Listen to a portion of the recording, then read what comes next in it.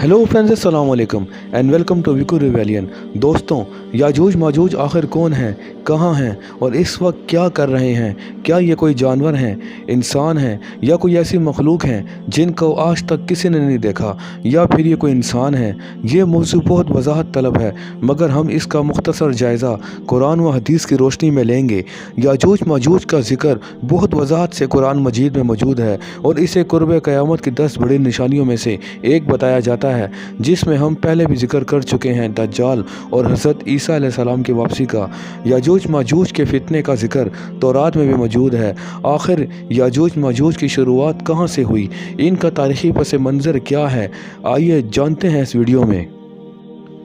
एक दफ़ा कुछ यहूदी आलम आप सल्लल्लाहु अलैहि वसल्लम के पास आए और 3 सवालात पूछे। पहला सवाल, वो कौन सा शख्स था जो दुनिया के 3 कोनों तक गया? दूसरा, असहाबे काफ कौन थे? और तीसरा, रूह क्या है? इन सवालात में हमारा मौजू बहस पहला सवाल होगा। अल्लाह ताला ने कुरान मजीद में इस सवाल का जवाब कुछ यूँ दिया, ए मोहम्मद सल्लल्लाहु अलैहि वसल्लम, ये आपसे दरियाफ़्त करते हैं ज़ुल्करनैन के बारे में, आप कह दीजिए मैं तुम्हें इसकी कुछ खबर देता हूँ। इन आयात में ज़ुल्करनैन का जिक्र किया गया है। मौलाना अबुल कलाम आज़ाद ने सबसे पहले इनके बारे में तहकीक की। इनके मुताबिक ज़ुल्करनैन 580 कबल मसीह में पैदा होने वाले एक ईरानी बादशाह थे, जिनको यूनानी साइरस द ग्रेट के नाम से जानते थे। ज़ुल्करनैन के लफ्ज़ी मायने हैं 2 सिंग वाला। कुरान शरीफ में हज़रत ज़ुल्करनैन के हवाले से बयान हुआ है, जो कि एक आदिल बादशाह थे और दूर दराज ममालिक में अल्लाह के हुक्म के मुताबिक क़याम सल्तनत के लिए सफ़र करते थे। एक बार इन्होंने अपनी मुहिम 3 सिमतों में बैक वक्त शुरू की, मग़रिब बैत में, मशरिक़ बैत में और शुमाल की जानिब। इनकी मुलाकात एक कौम से हुई, जिन्होंने इन्हें याजूज और माजूज के बारे में बताया कि 2 बड़े पहाड़ों के पीछे से आकर ये कौम इन्हें तंग करती है, खेत तबाह कर देती है, तुर्कों को बेदर्दी से कत्ल कर डालती है और इन्हें ग़ुलाम बनाकर अपने साथ ले जाती है। वहाँ के लोगों ने आपसे दरख्वास्त की कि हम आपको कुछ रकम जमा कर दें ताकि आप हमारे और याजूज माजूज के दरमियान कोई रुकावट डाल दें। कुरान मजीद में इरशाद बारी ताला है कि यहाँ तक कि जब वो पहाड़ों के दरमियान पहुँचा तो उन पहाड़ों के इस तरफ एक कौम को देखा जो लगता नहीं था कि कोई बात समझते हों। इन्होंने कहा, ए ज़ुल्करनैन, ये याजूज माजूज इस सरज़मीन पर बड़ा फसाद मचाते हैं। क्या हम लोग आपके लिए कुछ महसूल मुकर्रर कर दें, इस शर्त पर कि आप हमारे और इनके दरमियान आड़ बना दें? ज़ुल्करनैन ने जवाब दिया, जिस हाल में अल्लाह ने मुझे इख्तियार दिया वो बहुत कुछ है, बस मेरी मदद करो मेहनत से, ताकि मैं तुम्हारे और इनके दरमियान खूब मजबूत दीवार बना दूं। फिर आपने लोहे के बड़े बड़े टुकड़े दोनों पहाड़ों के दरमियान खड़े किए और लोगों से कहा कि इसको जलाओ। सुर्ख हो जाने पर इस पर पिघला हुआ तांबा डाला ताकि लोहे के टुकड़े आपस में जुड़ जाएं और चिकनाहट के सबब कोई भी इस पर चढ़ ना सके। फिर ये दीवार ऐसी मजबूत बन गई कि याजूज माजूज ना इस पर चढ़ सकते थे और ना इसमें सुराख कर सकते थे। कहा जाता है कि इस दीवार की लंबाई 50 मील, ऊंचाई 290 फुट और चौड़ाई 10 फुट है। ये पहाड़ कहाँ हैं, इनके बारे में हज़रत इब्ने अब्बास रज़ियल्लाहु ताला अन्हु का कहना है कि तुर्की के आखिरी सिरे पर आर्मीनिया और अज़रबैजान के करीब यानी कोहे काफ के इलाके में कहीं मौजूद है। इनका खरूज तब होगा जब हज़रत ईसा अलैहिस्सलाम दज्जाल को ख़त्म कर देंगे, तब अल्लाह के हुक्म से याजूज माजूज के रस्ते में हाइल मजबूत दीवार गिरा दी जाएगी।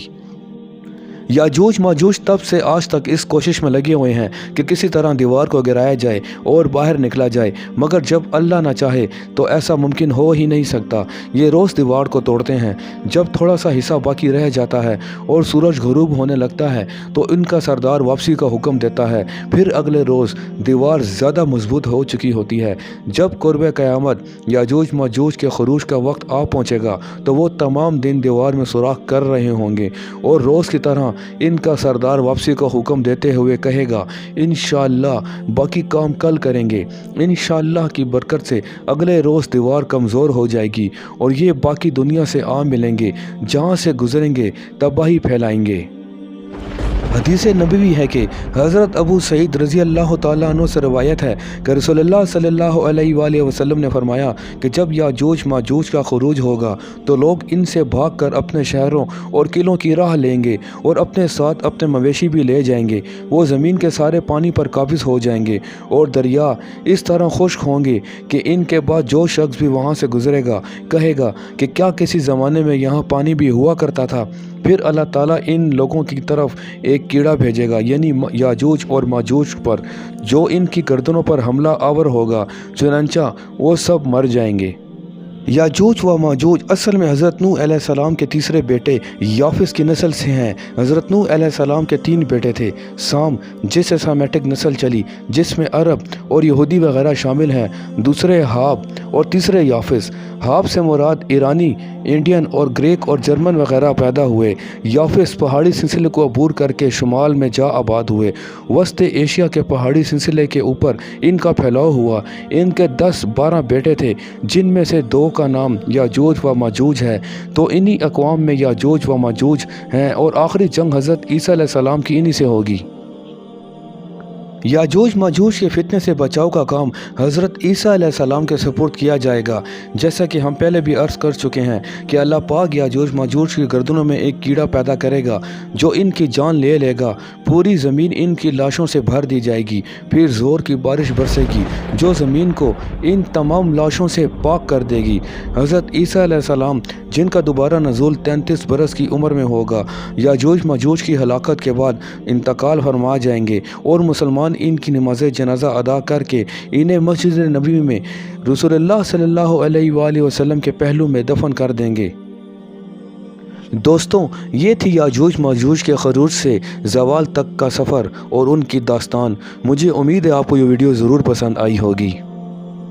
दोस्तों, मुझे उम्मीद है कि आपको ये एपिसोड ज़रूर पसंद आई होगी। अगली एपिसोड को बर वक्त देखने के लिए हमारे चैनल को सब्सक्राइब कर दें।